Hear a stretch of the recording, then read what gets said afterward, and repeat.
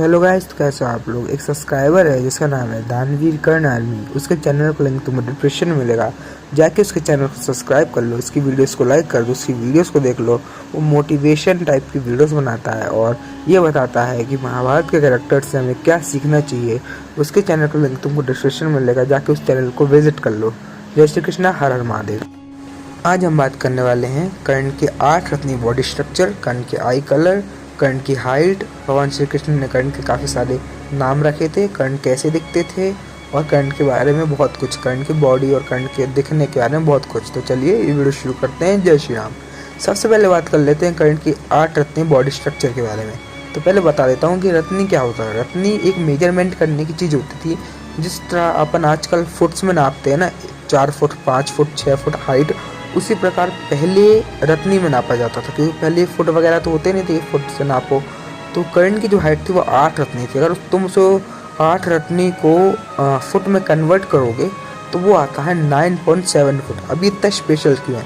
इसको इतना स्पेशल होने का पीछे कारण था कि भगवान श्री कृष्ण की हाइट भी 8 रत्नी थी और कर्ण की हाइट भी 8 रत्नी थी। और जो महाभारत का युग था उसमें 8 Ratni body structure perfect body structure माना जाता था। जो भगवान के लिए होता था ना कि वो भगवान परफेक्ट दिखते थे, बहुत सुंदर दिखते थे, उस टाइप का बॉडी स्ट्रक्चर होता था 8 रत्नी। कर्ण को 8 रत्नी बॉडी स्ट्रक्चर मिलने के पीछे एक कारण था उसका कवच और कुंडल। वो इतना दिव्य था कि उसको भगवान जैसा शरीर मिला था। इस कारण से कर्ण की हाइट 8 रत्नी बॉडी स्ट्रक्चर थी और कर्ण एक दिव्य बालक था, बहुत ज़्यादा ही। अब बात कर लेते हैं कि भगवान श्री कृष्ण कर्ण के बारे में क्या सोचते थे।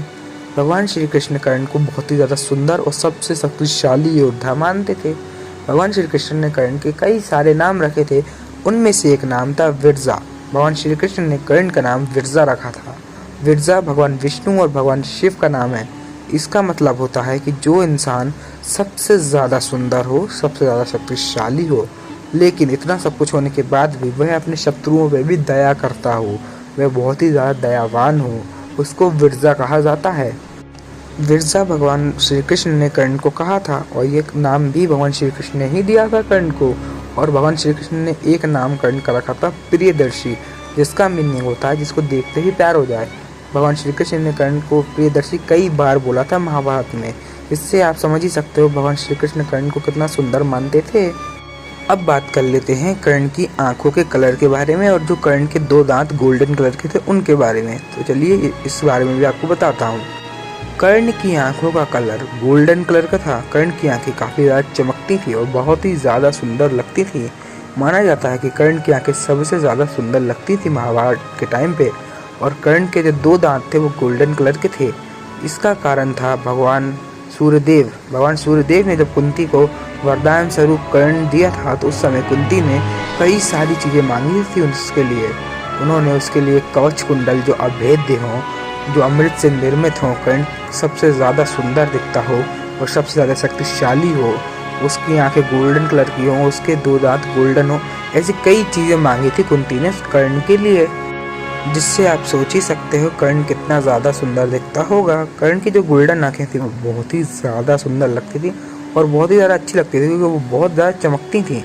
अब मैं आपको बता देता हूँ कर्ण का नेचर कैसा था। कर्ण का नेचर यानी कर्ण कैसा सोचते थे, कर्ण दूसरों पर दया खाते थे या कर्ण कैसे थे।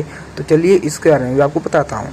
कर्ण का नेचर बहुत ही काम था। वो दूसरों पर बहुत ही ज़्यादा दया करते थे, वह किसी को भी चोट नहीं पहुँचाना चाहते थे और उन्होंने ये कई बार साबित भी किया था। जब जरासंध के साथ युद्ध हो रहा था तो कर्ण ने जरासंध के बस एक बार कहने पर उसको जीवन दान दे दिया था।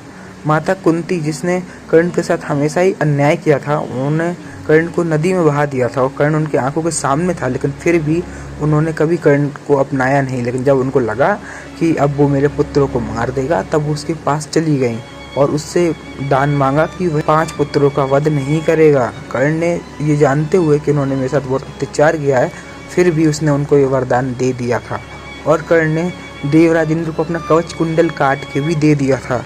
कर्ण का जो नेचर था वो बहुत ही ज़्यादा अच्छा था। कर्ण बहुत ही ज़्यादा दयालु थे। कर्ण बिल्कुल भी लालची नहीं थे, इसीलिए भगवान श्री कृष्ण को कर्ण बहुत ज़्यादा पसंद थे। क्योंकि जो ये कौरव पांडव थे ये एक ज़मीन के टुकड़े के लिए लड़ रहे थे और एक दूसरे को मार रहे थे, पर कर्ण ने पूरी पृथ्वी जीत कर ही उसको दान में दे दिया था। कर्ण को एक सेकंड भी ये नहीं लगा था कि मैंने पूरी पृथ्वी जीती है, इसका हक मेरा होना चाहिए, ये मेरी होनी चाहिए।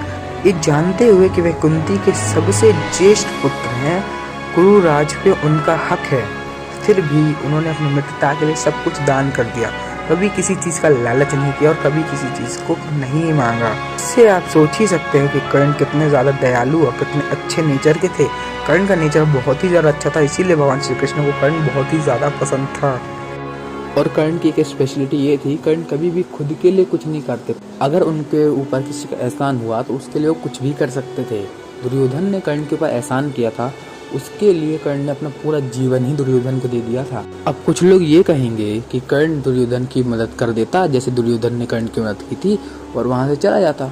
तो अगर कर्ण ऐसा करता तो ये मतलब की दोस्ती रह जाती कि उसने मेरी मदद की तो मैंने उसकी मदद की। कर्ण ने कहा था कि दुर्योधन मेरा सच्चा मित्र है, उसने मेरी मदद की थी, अब मैं उसका साथ कभी नहीं छोड़ूंगा, क्योंकि उस समय उसने मेरी मदद की, उसके बाद भी उसने मेरे को पूरे जीवन सम्मान दिया जो दुनिया ने मुझे नहीं दिया, जो मेरी माँ ने मुझे नहीं दिया, वो दुर्योधन ने मुझे दिया है। इसलिए कुछ भी हो जाए मैं उसको नहीं छोड़ूंगा। फर्क नहीं पड़ता कि वो अधर्मी है, क्योंकि कोई भी धर्मात्मा नहीं था। युधिष्ठिर को छोड़ करके कोई भी पांडव धर्मात्मा नहीं था, सबके सब एक से बढ़कर एक अधर्मी थे। इसीलिए कर्ण ने कभी भी दुर्योधन का साथ नहीं छोड़ा था।